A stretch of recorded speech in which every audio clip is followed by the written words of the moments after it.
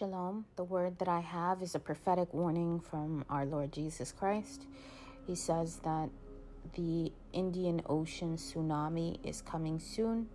He gave me this prophetic warning in 2021, so last year.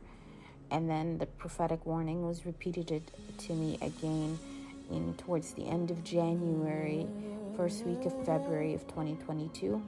There will be many people that would be displaced from this tsunami, including its effects on the East African coast, namely Ethiopia, Somalia. Ethiopia doesn't have a coast, but Somalia will be affected.